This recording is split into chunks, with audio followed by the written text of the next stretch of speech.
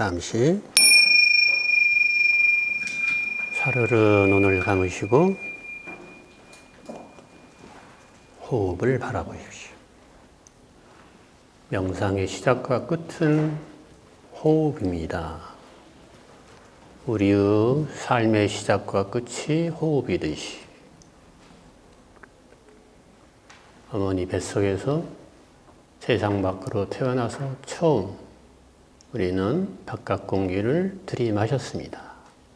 그렇게 해서 고고성 울음을 울고 삶을 시작하죠. 마지막 임종 때 마지막 숨을 뱉고 다시 들이마시지 못하면 죽음이라고 그럽니다. 삶의 끝. 호흡으로 시작해서 호흡으로 끝나는 것과 같이 명상도 그렇게 하셔야 됩니다. 중간에 여러 가지를 걷고 아까 여러 가지를 관찰하고 경험했다 하더라도 마지막은 호흡을 다시 바라보고 현재 호흡이 어떤가를 살핀 후에 하나, 둘, 셋 또는 5 정도의 호흡을 카운트하면서 명상을 마치고 눈을 뜬다 이겁니다.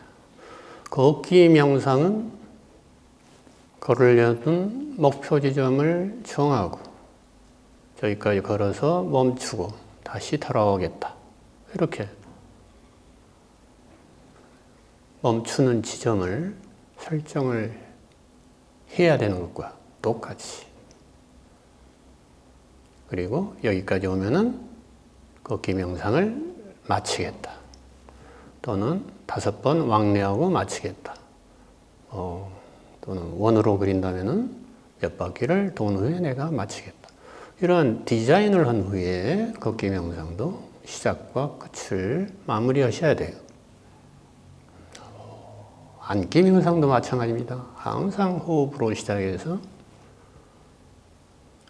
몸의 감각도 살펴보고 연이어서 일어나는 생각이나 잡념, 망상 이런 것들을 잘 바라보셔야 돼요. 나에게 주로 문제되는 것들은 무엇이었는가?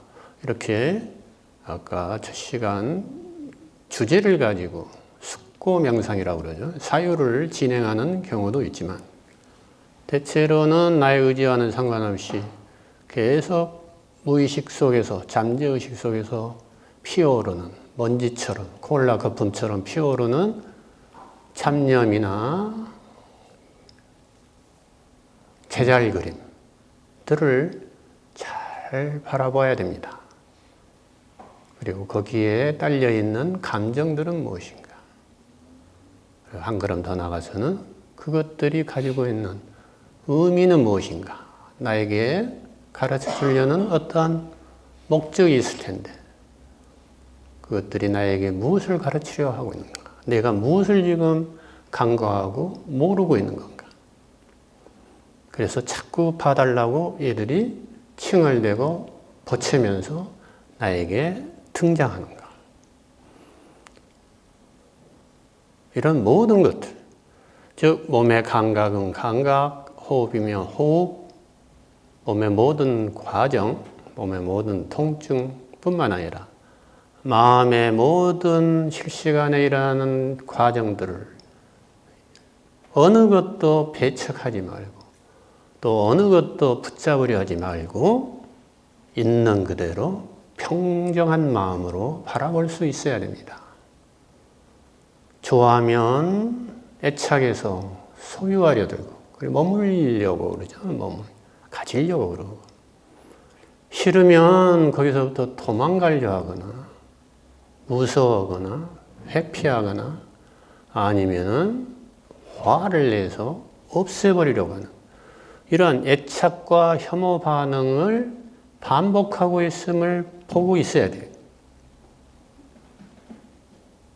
이렇게 있는 그대로 우리의 마음에 실시간으로 일어나는 역동적인 변화를 바라보는 것. 이것이 명상입니다. 그래서 몸과 마음에서 일어나는 모든 과정은 나의 내면에서 일어나고 있고 무언가를 나에게 가르쳐 주려 하고 있고 무언가를 마스터하기 위해서 나로 하여금 그것을 해결하라고 주어진 과제라고 볼 수 있습니다. 어떻게 보면 화두라고 볼 수 있죠. 화두. 살아있는 화두죠. 나의 삶에서 어마어마하게 분노를 일으키는 무엇, 또 나의 삶에서 어마어마하게 공포를 일으키는 그 무엇, 그런 것들은 나에게 화두예요. 화두. 그 화두를 깊이 참고하는 거. 이걸 참선이라고 그러죠. 자, 눈을 뜨십시오. 두 번째 시간에는 여실직연과 연결되는 주제죠. 정견, 바른 견해 또는 바른 관점 이렇게 해석할 수가 있습니다. 바른 견해와 바른 관점. 팔정도, 불교에서는 팔정도라고 하죠. 팔정도에서 제일 첫 번째 덕목이 정견입니다. 두 번째 덕목이 정사유. 바른 견해, 바른 관점과 바른 사유, 바른 생각. 같은 카테고리, 지혜에 해당되는 부분이지만 약간 좀 장르가 달라요.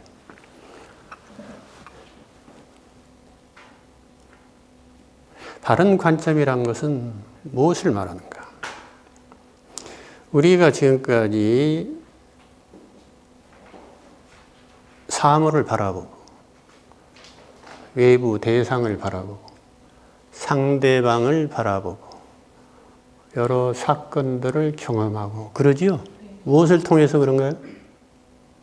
오감. 맞아요. 오감을 통하지 않고서는 외부 대상을 접촉할 길이 없어요. 그래서 이걸 감관의 문이라고 그래요. 감관의 문. 눈이라는 문, 귀라는 문, 혀라는 문, 코라는 문, 몸이라는 문. 그리고 마지막 육감이 마음이라는 문을 통해서 대상을 파악하고 접촉하고 경험하게 된다. 여기서 벗어나는 게 있습니까? 이 육감을 통하지 않고서 경험되는 게 있어요? 없어요? 귀신은? 응? 마음에서 오는 거죠. 마음 밖에 있어요? 마음 안에 있어요? 지금 마음 안에 있어요. 마음 안에? 아니, 마음 밖. 마음 밖에도 있죠? 네. 마음이 그럼 이렇게 딱 테두리가 있네, 이렇게. 울타리가 있어요? 없어요? 그럼 어떻게 안과 밖에 경계선은 어디가 있어요? 경계선은 없는데 사람이 경계를. 응? 경계는 없는데요. 사람과 사람 아닌 귀신. 이런 구별을 하고 있죠. 그걸 누가 하고 있어요? 사람이 구별해요. 사람이 구별하고 있어요? 예. 안팎은 없는데 사람이 구별해요. 관념으로 구별하죠. 예. 관념도 마음이란 말이에요. 그러니까 마음을 이제 작은 마음이 있고 큰 마음이 있어요. 예, 불교에서 말하는 마음이 심적시불이다, 서점에서 말하는 마음이고 부처다. 또 화엄경에서 심불급 중생이 하나다. 마음과 부처와 중생은 하나다. 이럴 때 그 마음은 중생심은 굉장히 작아 보이는데 생멸심이고 지지고 볶고 우리 유한한 마음이죠. 예. 부처님의 마음은 엄청나게 광대하잖아요. 측량할 길이 없다고 그러잖아요. 근데 심, 불, 중생 이게 다 이끌으라고 화엄경에 말씀하셨단 말이에요. 부처님이 거짓말할 리는 없죠. 이 심은 엄청난 큰 심이죠. 중생심이 아니라 작은 심이 아니라는 얘기죠.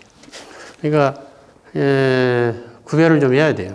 의식도 개인의식이 있고 또 표층의식이 있고 무의식이 있고 개인 무의식이 있고 집단 무의식이 있고 또 그 집단 무의식마저 초월하는 초월적인 우주적인 의식도 있다. 그런 것을 포함해서 심이라고 그러는 거예요. 그러니까 심과 의식이 좀 차이가 있어요. 마음의 어떤 상태를 의식이라고 볼 수가 있죠. 그래서 부처님의 의식과 같은 붓다 의식이 있을 수가 있고, 이거는 뭐 신성한 의식이죠. 신성한 의식. 광명정대하고 청정무변하고 가히 없고 무량하고 무한하고 측량할 길이 없고 빛으로 가득 차고 순수 청정하고. 그런데 제일 그 어두운 의식이 뭐예요? 지옥 의식, 지옥 중생 의식. 모든 악한 마음만 가득 차 있고 시기 질투만 하고 내 것도 아닌데 남 것을 그냥 강탈하려고 탐욕스럽게 그지없고 증오와 분노를 주체를 못해가지고 집단살인도 눈 하나 깜짝하지 않고 자기 이익을 위해서는 온갖 사기와 온갖 음모 술수를 다 부려서 자기 것을 만들고 자기 권속으로 만들려고. 이게 악마의 영역, 지옥의 영역, 지옥 중생의 영역. 악마의식 또는 지옥 중생의식이다. 그 중간에 아기와 같은 잡귀들의 세계도 있고 축생과 같은 동물의 세계도 있고 그 위에 우리 인간보다 더 좀 똑똑하고 잘하는 아수라, 분노의 신들, 분노로 가득 찬 그 천신 레벨이 있어요. 그리고 제석천과 같은 도서천, 도리천과 같은 선신들의 천신의 세계도 있고 그 위에 뭐 천들이 또 쭉 나열되어 있습니다. 부처님의 의식 그 우주관을 보면은. 근데 다 그게 우리 의식의 수준하고 다 이렇게 대칭을 이렇게 연결이 되어 있단 말이에요. 그러니까 외부 세계는 의식을 떠나서 있을 수가 없는 거예요. 아까 외부 세계는 우리의 육감 접촉하지 않고서 발생하지 않는다는 이야기예요. 그래서 유식이라고 그랬어요. 유식. 유식불교에서. 마음법이 유식이다. 유식 무경이다. 대상이 없고 오직 유식만, 식만 있을 뿐이다. 이렇게 일체 유심조다. 이런 식으로 나간다. 유심이다. 유식이다. 유물이 아니에요. 유물. 과학적으로 하면은 전부 유물이죠. 유물. 전부 이런 걸 물질로 환원시켜버리죠. 뇌도 신체 영역이고 뇌에 의해서 뇌의 모든 작용이 정신적인 현상, 신체적인 현상을 다 나타내니까 결국은 뇌과학이 전부다.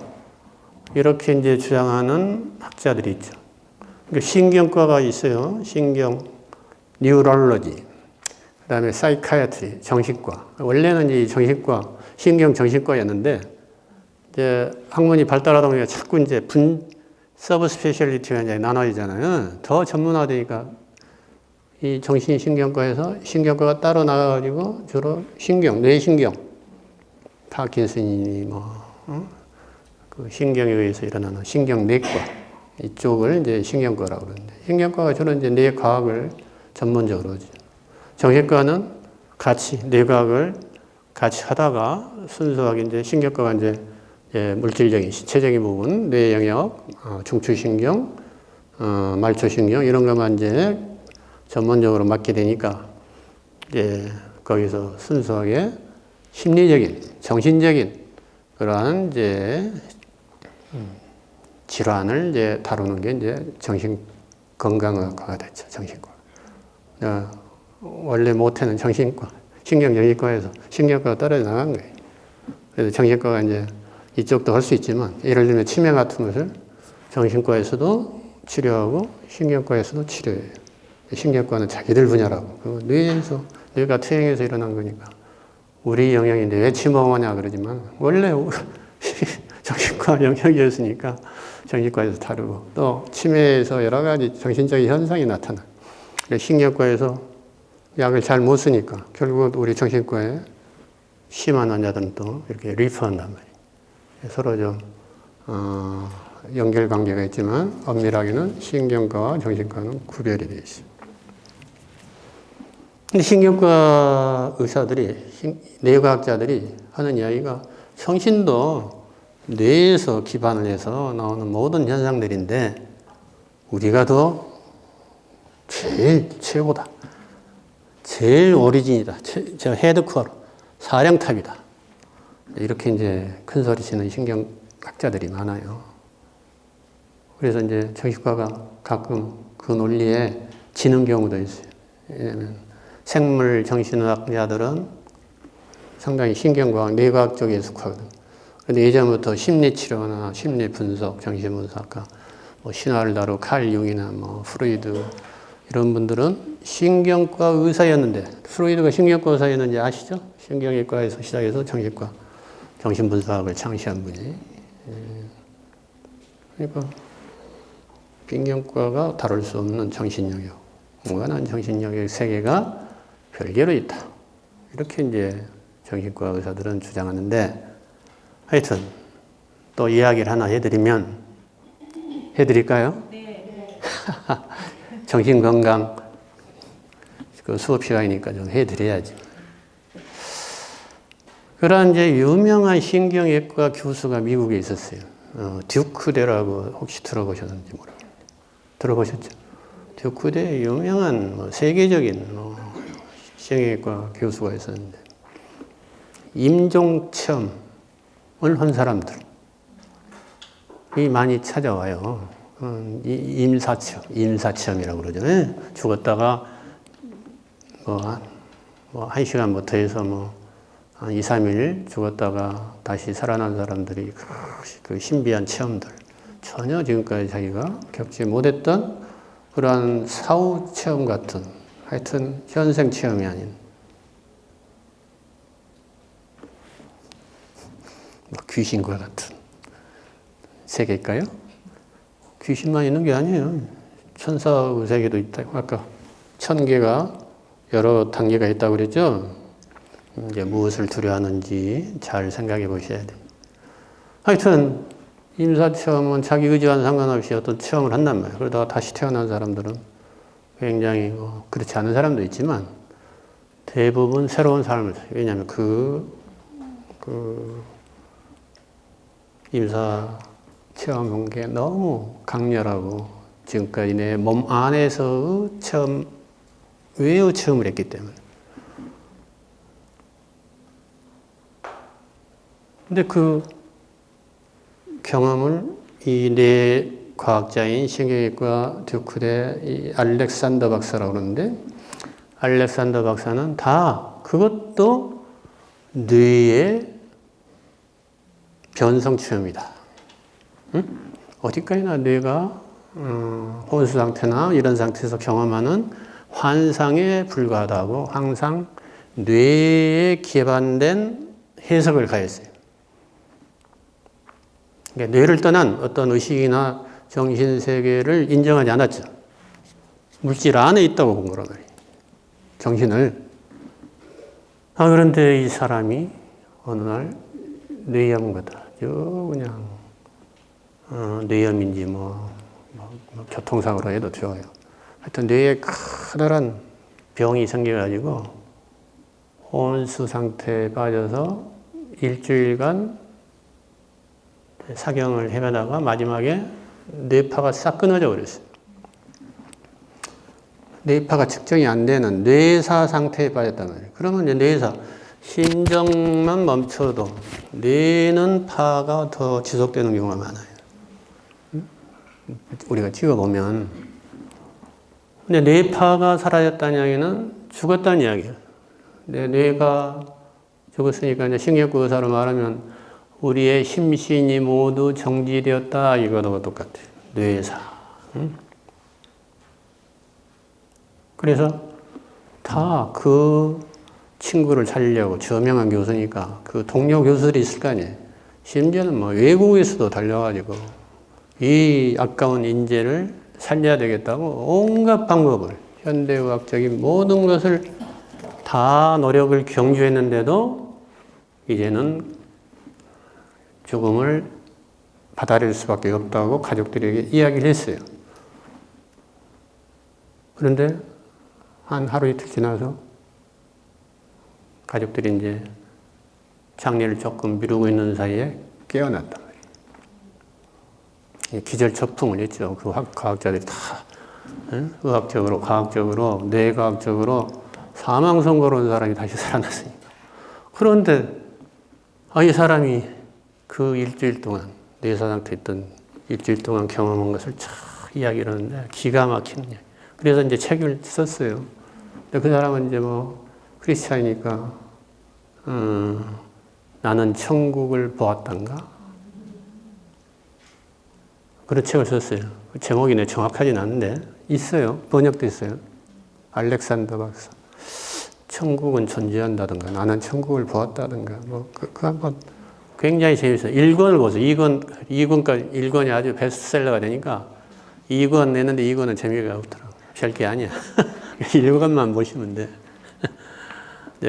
그 이전에 뭐 또 인도인 그 무슨 또 그 인도 여인인데 그분의 또 책이 또 아주 유명하죠. 그 임사체험한 기가 막혀요. 그 두 권이 다 아주 명작인데 즉 뇌가 작동하지 않는 상태에서도 혼수 상태에서도 나는 몸을 떠나서 뇌에 기반하지 않은 의식으로 경험을 한단 말이에요.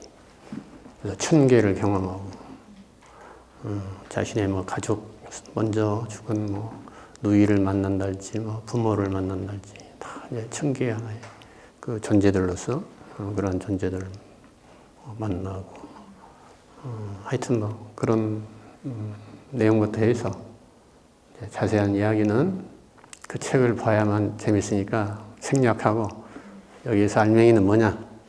뇌에 기반하지 않은 의식이 있다. 정신세계가. 이게 불교의 핵심이에요. 이건 또 누가 말했느냐면 이미 달라이라마께서 다 말씀하셨어요. 아까 화엄경을 들기도 전에 최근에 달라이라마께서 뇌에 기반하지 않은 의식이 있다. 이렇게 말합니다. 12연기에서 보세요. 12연기 아세요? 무명연 행, 행연 식, 식연 명색. 명색이 뭐예요? 몸과 마음이 명색, 명색. 명색에서 6입, 6가지 감각기관.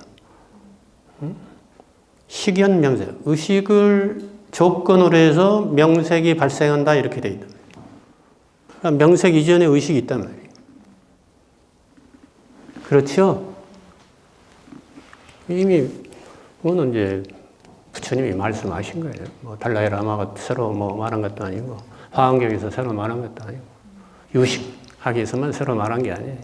부처님의 말씀을 후대에 더 좀 극명하고 상세하게 그 현대 그 시대에 맞게 설명하기 위해서 여러 가지 논서들이 나온 거죠. 그래서 유식론이 나오는 거고 중론이나 이런 이제 반야 공론이 나오는 거고 또 대승기실론이 나오고 통합하기 위해서 등등 여러 대승경전도 나오죠. 오늘 말하고 싶은 것은 우리가 어떠한 신념을 가지고 있어요. 아까 첫 시간에 뭘 여러분들이 살펴봤는지는 각자 자기 체험을 집에 가서 정확하게 그 15분간 숙고 명상했던 것을 적어 보셔야 됩니다. 그래서 내가 이번에는 이 정도밖에 못 봤는데 다음 시간 그래서 마지막 종강할 때쯤에는 그게 무엇이고 그게 더 확장돼서 어떤 것, 어떠한 연결고리를 가지고 연기적으로 나에게 주어졌구나. 이게 그림이 딱 그려지게 되어야 돼요. 그것은 여러분들이 풀으셔야 돼요. 내가 답을 주고 그러는 게 아니에요. 하실 수 있겠죠? 그래야만이 자기 문제를 해결할 수 있어요. 깨달음이 온단 말이에요. 깨달음. 각자의 깨달음이 있어요. 각자가 해결해야 될 성취해야 될 깨달음이 있어요. 그래야만 아까 그 문제들이 호랑이가 해결이 되고 귀신이 해결이 되고 뱀이 해결되고 두째 화살이 해결되고 부풀려진 찐빵이 해결되는 거예요. 빨간 장미가 해결된단 말이에요. 다 여러분 하나씩 있단 말이에요. 해결되지 않고 그걸 해결하기 위해서 여기 오셨어요. 마음의 궁극의 평화와 행복이 안 오니까 여기 오셨단 말이에요. 명상을 통해서 얻어볼까. 근데 그냥 뭐 앉아서 그냥 저 로봇처럼 탁 장잡으러 놓으면 해결될 것 같은데 깨달음이 올 것 같은데 그래가지고는 안 된다고 부처님이 말씀하셨어요. 내가 그걸 누누이 말했죠. 아무리 높은 선정을 취하고 아무리 극한의 고행을 했어도 깨달음이 안 왔다. 고통이 해결되지 않았다. 깨달아야 고통이 해결된다. 나에게 주어진 그 괴로움이 어떻게 발생했는가?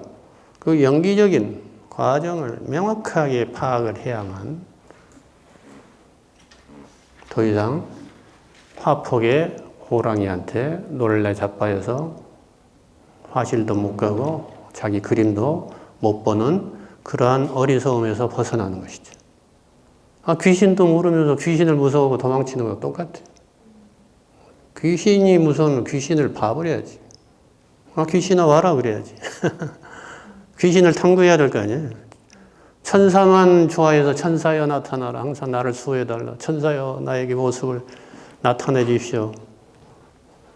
귀신이 나를 그냥 계속 겁을 주고 나를 방해하고 나를 여러 가지 불행과 애군에 인도하는 게 귀신이라면 그 귀신 좀 봐야겠다. 네가 도대체 뭔데? 나에게 왜 그렇게 하고 있느냐? 좀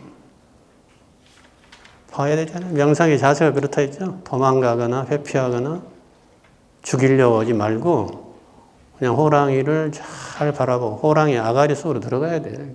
귀신 속으로 한번 들어가 봐야 돼. 뭐 겁먹을 게 뭐가 있어.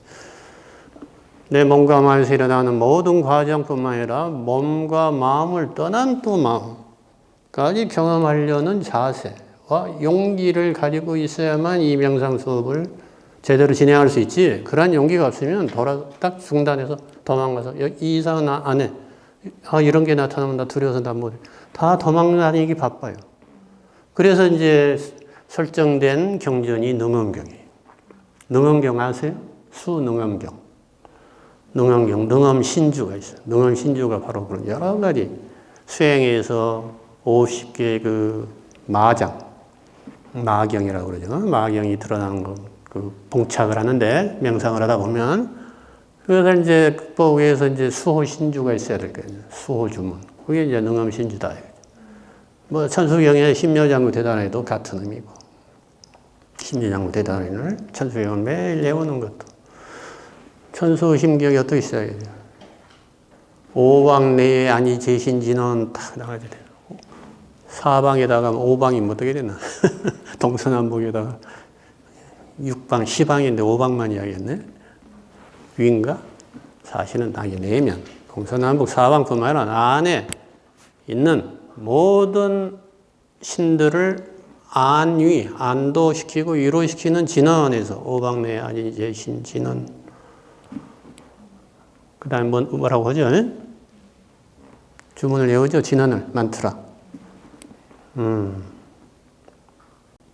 근데 부처님 당시에는 이렇게 만트라를 이렇게 보호주로 외우라는 경전은 없으니까요, 보면. 대승경전에 이제 나오는데, 불교를 여러 가지로 이야기할 수 있어요. 뭐 대승불교는 대승불교, 선불교는 선불교, 초기불교는 초기불교. 그러나 그 방대한 지식을 다 우리가 공부할 수는 없어요. 불교학자가 아니고. 불교학자라도 어느 한 부분만 전문가니 다른 부분도 문외한인 경우는 비전문가인 경우. 의사도 마찬가지죠. 정신과 의사가 내가 뭐 수술도 하고 뭐 다 하면 좋게요? 아니란 말이. 그와 같이 이제 불교를 전체적으로도 이제 윤곽을 잡아야 되고 또 핵심을 보면 되는 거죠. 핵심. 부처님이 기본은 뭐냐? 우리가 삶에서 봉착해 있는 여러분이 지금 눈을 감고 한번 그 빨간 장미부터 두째 화살들이 뭔가를 좀 정체를 한번 살펴본 것처럼 다 가지고 있는 그 고통을 어떻게 하면 해결해서 그 고통이 해결되어야만 그 화살이 뽑혀야만 내가 마음이 평화롭고 다시는 그런 화살에 맞지 않고 그렇지 않겠어요? 두 번째 화살을 만들지 않을 수가 있어야 될 거 아니에요. 근데 계속 우리는 두 번째 화살을 반복해서 만들고 있다. 삶을 돌아보면 아시겠지만 비슷한 패턴으로 계속 반복해서 나에게 나타나고 나는 그렇게 똑같이 반응을 해요. 똑같이 도망가고 똑같이 화내고 똑같이 싸우고 언제까지 그럴 거냐. 이게 윤회예요. 윤회. 상속, 반복되는 패턴. 이게 행위의 상속이라고 그래요. 업의 상속이라고 그랬어요. 부처님은. 업의 상속이 몸을 떠나서도 계속하. 다음 생으로. 전혀 다른 사람으로. 지금은 아마 전혀 다른 존재로 다시 전생에서 또 그 업은 상속된단 말이에요. 안 없어져. 이 열의 장식은 개인의식이 아니거든. 집단의식이란 말이에요. 집단무의식. 저장이 돼 있단 말이에요. 그래서 나중에 부처님처럼 굉장히 수행이 깊으신 분은 과거 전생을 수십 것까지 소상하게 다 마음만 먹으면 기억해낼 수 있다. 이렇게 경계에 돼 있어. 근데 이제 그거는 약간 좀 뻥인 것 같고, 후대 사람들이 너무 부처님을 막 식격화시키시느라고 만들어낸 어떤 정형구인 것도 많고, 플라톤만 해도 전생을 10번을 이야기했어, 10번. 그리고 윤회를 서양 철학, 헤라클레이토스라는 철학자가 이미 윤회를 인정을 했어요. 서양 철학에 윤회나 이런 게 없다고 생각하면 오해예요. 전생. 그 인도의 전통적인 단순한 신앙이다. 믿음이다. 이렇게 생각하시면 안 된다. 아까 인사체험. 또 기독교만 해도 윤회 안 믿죠. 그들은 자가당착이야. 왜 그래요? 여기 혹시 기독교 계시면 내가 뭐 폄하하려고 그런 거 아니니까 오해는 마시고요. 또 온라인에 그 청중께서도 양해해 주시기 바랍니다. 내세를 믿잖아요. 내세. 재림. 예수님이 오시면은 심판을 받아서 구원을 받아서 육신부활을 한다고 이렇게 써졌단 말이에요. 내세는 믿네. 현재와 미래만 있고 과거는 없다. 말이 됩니까? 말이 안 되는 이야기 아니에요. 이미 내세를 인정했다는 과거 전생도 인정했다는 이야기. 왜? 현세가 미래로 가면 바로 과거 전세가 되거든. 그걸 이제 불교에서는 그래서 이제 그걸 전생이라고 안 하고 본생이라고도 그래. 본생. 본생담 그러죠. 부처님의 본생담이라는 뭐 그런 경전도 있고 그런데 전생담을 본생담이라고 그러죠. 전생의 여러 가지 스토리들. 어느 날 저 부처님이 제자들을 데리고 가시다가 뼈 무더기가 이렇게 동물뼈 같은 무더기들이 이렇게 쌓여있는 것을 갑자기 무릎을 꿇고 경배를. 그래서 제자들이 깜짝 놀랐죠. 부처님같이 위대한 분이, 존귀한 분이 한낱 동물 뼈다귀들에게 절을 하다니. 그리고 질문했죠. 그런 소리 말아라. 저 뼈들이 나의 수많은 전생 중에서 부모가 되었고 형제가 됐고 자식이 된 그런 뼈들이다. 부모님 당신도 본생당을 보면은 학이 되고 뭐 동물이 된 본생도 있어요. 부모님은 그냥 아니 부처님은 완전히 그냥 뭐 신과 멋진 뭐 보살로만 있다가 부처님 된 것 같죠? 안 그래요, 안 그래요. 본생당을 보면.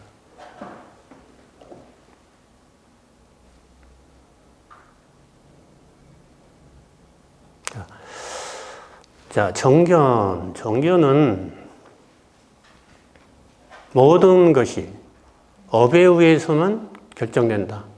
과거에 내가 저질렀던 어떤 행위에 의해서 현재가 결정된다. 이러한 업결정론도 있었고, 부처님 당시에. 이제 요즘으로 말하면은 이제 절대자, 여호와 같은, 그 당시에는 브라만 같은 절대자가 만들어낸 것이다. 결정되었다 이거예요. 너의 인생은. 너는 브라만으로 딱 태생적으로 브라만으로 쭉. 너는 뭐 그냥 수드라. 종으로만 쭉. 태생적으로 결정된 것이니까 이건 빼도 볼 수가 없다. 숙명론적인 그러한 관점도 있고. 모든 것은 몸으로, 물질로 이루어진 지수화풍 사대로 이루어진 몸이니까 이 몸이 물질이 다 수명이 다해서 사라지면 그 이상은 아무것도 없다. 무다. 단멸론. 아니면 이제 영혼이 있어가지고 우리 몸속에 어떤 영혼이 있어. 영혼, 불변의 영혼이 있어가지고 그 영혼이 계속 상속한다. 단멸론과 정반대죠. 영혼이 불변의 존재가 그런 뭐 이제 영혼론과 같은 이러한 여러 가지 뭐 더 세밀하게 나오면 뭐 굉장히 많은데 그러한 여러 가지 그 믿음들이 전통들이 있고 거기에 대한 유파들이 있었단 말이에요. 교파들이 있었어요. 근데 부처님은 거기서 벗어나서 영기론을 설파하셨다. 영기론. 그러니까 기존에 인도에서 전성되어 온 업이나 윤회와는 조금 달라요. 어떤 의미에서 다른가요? 아까 브라만의 업은 태생적으로 고정되어 버렸잖아요. 숙명적이잖아. 어떻게 받아들여야 돼. 그래서 내 생에 다시 좋은 세상에 태어나려면 겐지스강이나 뭐 시바신이나 브라만 신의 큰 어떤 도움을 받아서 업이 완전히 정화가 돼야만 내 생에서는 내가 고통을 당하지 않을 것이다.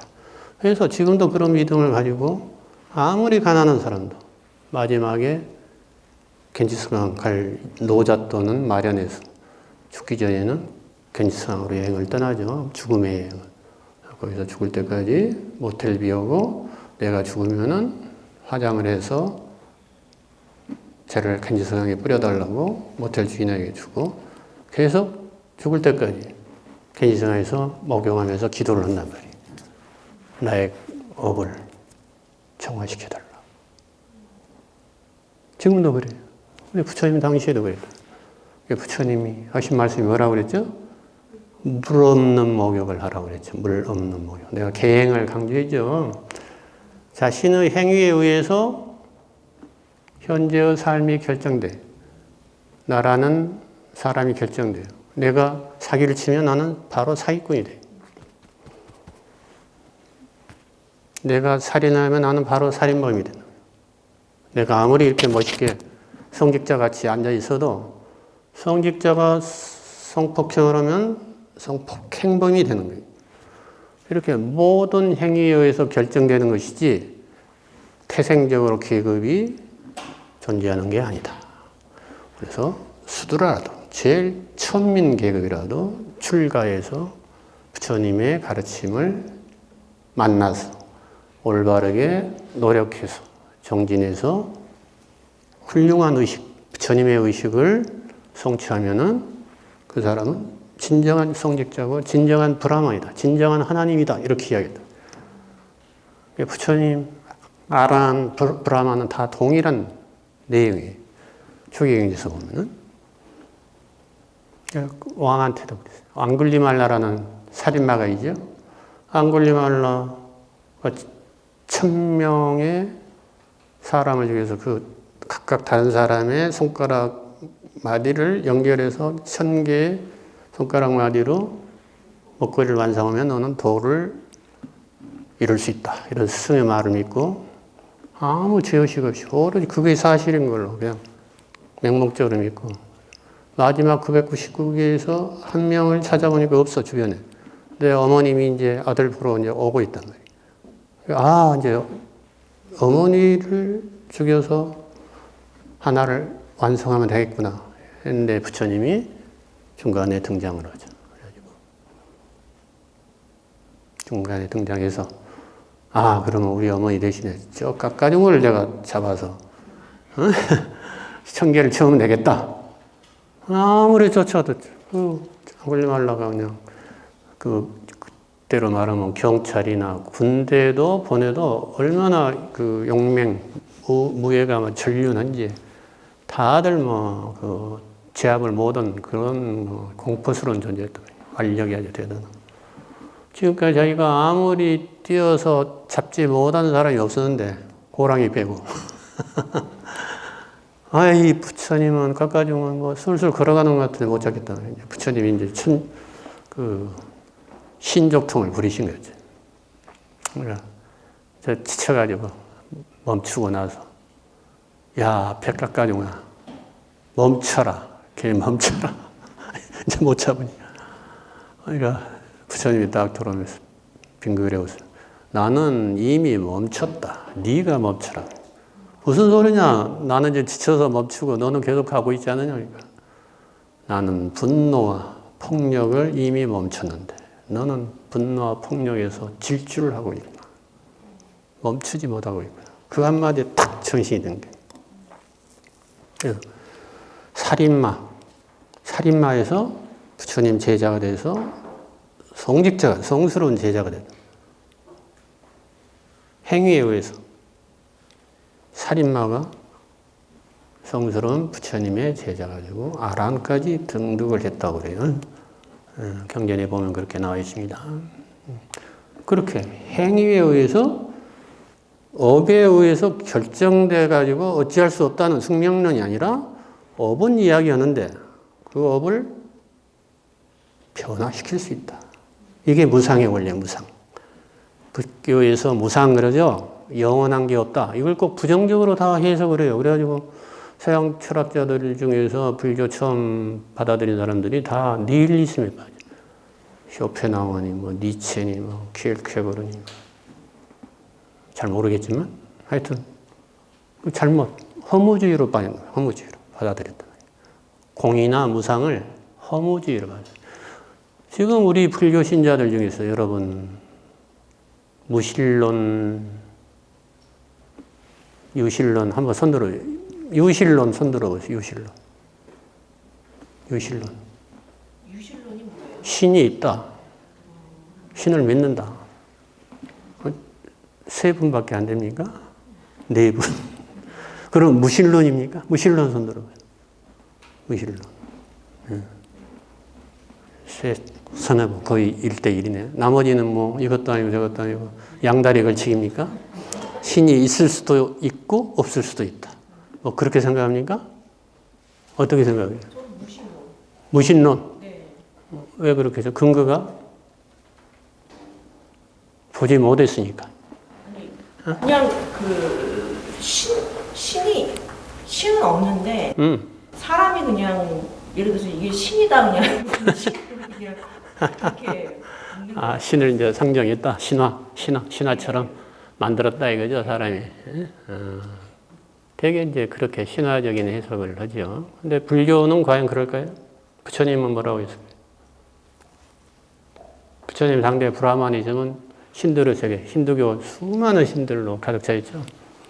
인간의 그래서 비슷하죠. 뭐 번영의 신, 뭐 재산의 신, 돈의 신, 건강의 신, 뭐 갖다가 붙이면 돼. 자기가 원하는 거, 바라는 것을 다 신으로 딱 구원의 표상을 만들어가지고 그걸 만트라를 만들어서 열심히 수행을 하면 번영이 오고 건강이 오고 복이 오고 또 뭐가 있어요? 뭐 하여튼 좋은 것들. 그리고 나쁜 것은 다 이제 보호해주고 물리치고. 힌두교 신앙이 그렇죠. 근데 힌두교 신앙은 안 그렇나요? 뭐 유일신, 다신교와 유일신의 차이일 뿐이지 유일신교도 비슷한 같은 맥락이지 않습니까? 하나냐 여럿이냐 이 차이지. 다 유신론이란 말이에요. 불교는 그럼 무신론으로 알고 있습니까? 불교요? 그 공부 좀 하셔야 돼. 아니 불교는요. 그냥 과학인 것 같아요. 신하고는 상관없어요. 예, 과학인 거예요. 그런데 이제 그거는 본인의 추측이죠. 예. 추론. 그거는 이제 불교를 이제 좀 더 정확하게 공부를 한 후에 근거를 가지고 이야기를 하셔야 돼요. 네. 이제 경전에 보면은 부처님은 신들은 있다고 되어 있어요. 아까 말한 천계, 천상, 육도 윤회를 이야기했잖아요. 악마, 지옥의 세계도 있고, 천상의 세계도 있고, 아귀의 세계도 있고, 아수라 세계도 있고, 축생의 세계도 있고. 인간과 축생은 가시적이에요. 보여. 나머지 4개의 세계는 정신적인 세계예요. 또는 선정의 세계라는 선정의 세계. 근데 그렇지만 그러한 천계의 존재들이 또 있어요. 천신. 천국이 있으면 천의 왕도 있고 천의 신민들도 있단 말이에요. 하늘 사람, 하늘 왕도 있단 말이에요. 그게 쫙 경전에 지금 펼쳐져요. 그래서 부처님이 금생에 태어나시기 직전에는 도솔천이라는 천국에 계셨다가 하강을 하셨다. 그게 단순한 비유가 아니에요. 수많은 여러분들에게 이제 논거를 제시할 수가 있는데 불교는 결코 무신론이 아닙니다. 그 당시에 다신론, 브라만의 모든 제신을 다 부정하고 불교가 성립한 게 아니에요. 그러한 것을 바탕으로 해서 위에다 무엇을 세웠다 했죠? 꽃가를 하나 세웠는데 정수리에다 뭐 하나 탑을 세웠는데 영기의 이치를 세웠다. 영기관, 영기의 이치. 그 그게 바로 경기적인 관점을 세우신 거예요. 이 밑에를 다 없앤 게 아니란 말이에요. 네, 좀 더 두고두고 생각하고, 아까 뇌를 기반으로 하지 않은 임사체험한 분들, 몸과 마음을 떠나서 그 경험한 그것은 뭐라고 봐야 돼요? 그걸 이제 일컬으면은 천신의 세계를 경험한 거예요, 사실은. 천신의 세계. 천계를 경험한 거예요, 천계. 그러니까 나는 천국을 보았단가, 천국은 존재한단가, 이렇게 쓸 수가 있는 거죠. 확신을 가지고. 그것도 뇌과학자가 그동안 계속 부정했다가, 무신론적, 아무리 기독교적 배경은 있지만, 그냥, 뇌과학은 모든 것이 뇌에 의해서 이렇게 만들어지는, 이렇게 설명을 했던 과학주의자가 완전히 바뀌었다. 유실론자로. 그래서 정견이라는 것은 연기적인 관점인데, 쉽게 말하면, 이제 우리가 생각하는 나는 신이 있다, 없다, 이것은 다 지금 추론이에요. 내가 확신을 가지고, 근거를 가지고, 경험을 해보지 않은 사람은 다 자기 나름의 깜냥의 생각이라는 거예요. 그러니까 그것을 인정해야 돼요. 그러니까, 유실론이 정답이고 과학이 정답이다. 무신론이 정답이고 과학이고 이런 것들은 전부 근거가 없는 맹목적인 믿음이라고 해요. 그러나 맹목적인 믿음에 대해서는 부처님이 부정하라고 그랬어요. 내가 아직 좀 더 탐구해보고 공부해보고 경험해보고 그 다음에 결론을 내려두지 않다.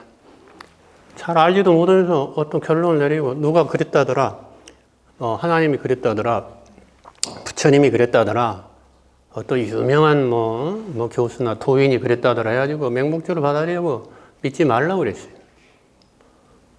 자기가 잘 보고 사유해보고 자기 것으로 만든 후에 그 다음에 받아들일 수 있으면 받아들여라.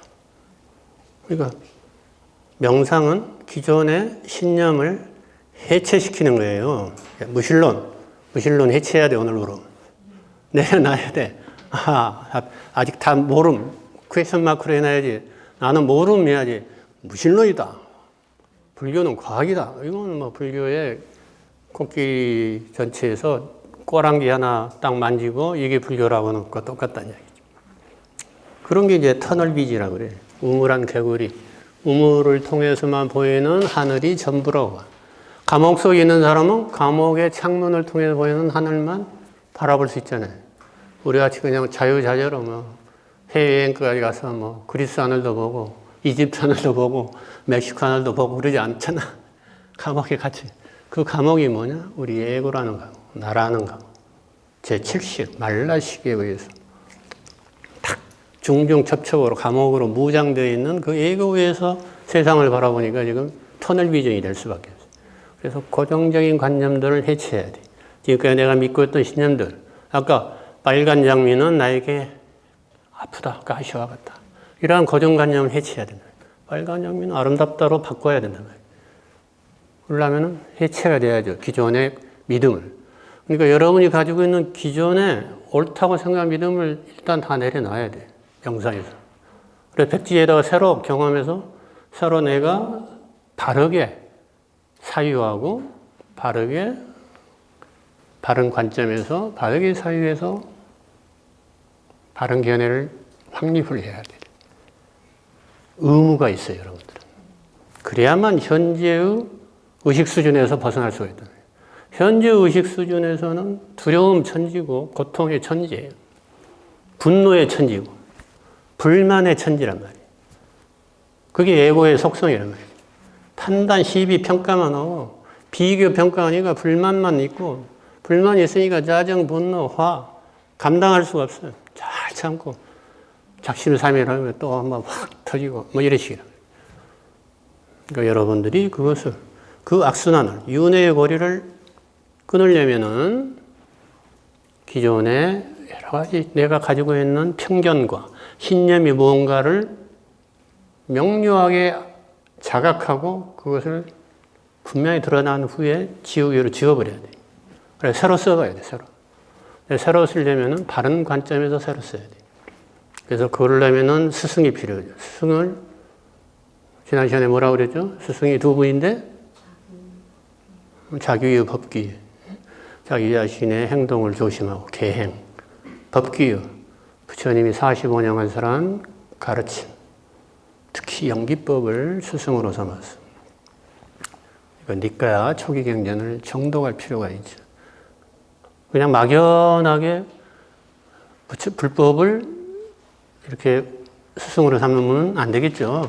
좀 더 정확하게 깊이 있게 사유에서 내 것으로 만들어야겠죠. 문사수 듣기만 하고 이렇게 듣기만 해가지고는 안 되고 내 것으로 만드는 사유 단계가 거쳐야만 내 삶에 적용할 수 있는 수 단계가 돼요. 실천할 수가 있다. 즉 삶이 바뀔 수가 있다. 삶의 패턴이 지금과 완전히 달라질 수가 있다. 아까 임사체험을 본 사람이 신경외과 교수가 완전히 달라졌다 그래. 그 삶이. 단순한 신경외과 교수는 이제 안 살게 됐단 말이야. 삶이 바뀌어야 돼, 삶이. 가족과 관계가 바뀌어야 돼. 그래서 다 화두도 그런 기본적인 속성이 있습니다. 기존의 모든 신념, 머리로 생각했던 이렇게 직연들을 전부 분쇄하는 효과가 있어요, 화두. 이분법적인 사고, 이것은 옳고 이것은 아니다. 유실론은 옳고 무실론은 틀렸다.